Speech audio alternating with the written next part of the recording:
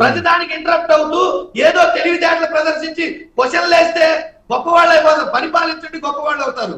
మంచిగా పరిపాలన గొప్పవాళ్ళు అవుతారు. ఎదురు వాదన పెట్టుకుంటేనో, ఎదుటి వాళ్ళని ఏదో ఏదో భయపెడితేనో, బెదిరిస్తేనో, నీ నోటి తోలుతో ఏదైనా మాట్లాడితేనో ఇక్కడ ఏమి కాదు. సరే, కంక్లూడ్ చేయండి. సరే, ఎస్, కంక్లూడ్ చేయండి. నేను క్లియర్ ఒకటి చెప్తున్నానండి, వాడు ఏ ఎంక్వైరీ అయినా చేసుకోమనండి, ఏ ఎంక్వైరీ అయినా చేసుకోమనండి. బట్ మీకు అధికారం ఇచ్చిన ప్రజలకి మీరు దయచేసి ఇచ్చిన మాట నిలబెట్టుకొని పరిపాలన చేయండి. అంతిమంగా ఎలక్షన్స్ వస్తాయి. ఎలక్షన్ వచ్చినప్పుడు ఎవరికి బుద్ధి చెప్పాలో వాళ్ళకి బుద్ధి చెప్తారు. రైట్. కృష్ణవేణి గారు, మనకు సమస్యలు తక్కువ ఉంది, ఒక్కొక్క పాయింట్ లో కంక్లూడ్ చేయండి. జగన్మోహన్ రెడ్డి గారు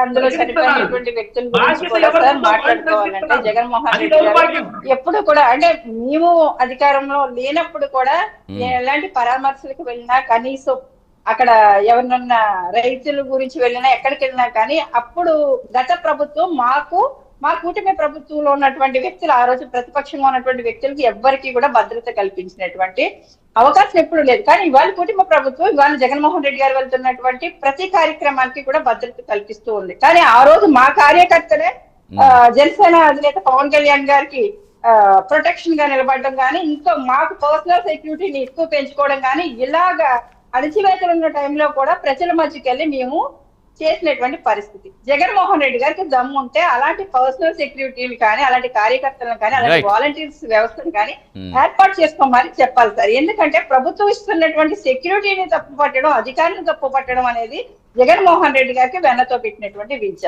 ప్రభుత్వం మీద మురిసేటువంటి పరిస్థితి అయితే మాత్రం పదే చేస్తే ఒప్పుకోం సార్. ఇంకో విషయం ఏంటంటే, జగన్మోహన్ రెడ్డి గారు 175 కి వై నాట్ 175 కి 175 అన్న తరుణంలో చాలా మంది అమాయకులు ఈ బూటపుకి కబుర్లు నమ్మి జగన్మోహన్ రెడ్డి గారు ఆ రోజు బెట్టింగ్లు కాసి చాలా మంది మృత్యువాత పడడం కానీ, కొంతమంది పారిపోవడం కానీ జరిగింది సార్. ఆ రోజు అలాంటి పరామర్శలకు వెళ్ళాలంటే జగన్మోహన్ రెడ్డి గారికి 2 ఏళ్లు పడుతుంది. అలాంటి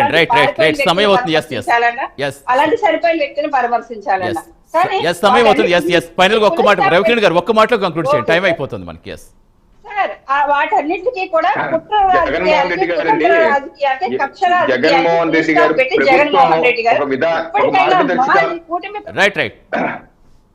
చెప్పండి. ప్రభుత్వం ఒక మార్గదర్శకాలు ఇచ్చినప్పటికీ ఈ రోజు అది పాటించకుండా ఉద్దేశపూర్వకంగా 11 గంటలకు వస్తాయని చెప్పి 5 గంటలకు వచ్చి వేలాది మందితో వచ్చి ఈ రకంగా ఇద్దరు చావుకు కారణమైన జగన్మోహన్ రెడ్డి గారిని వెంటనే అరెస్ట్ చేయాలి.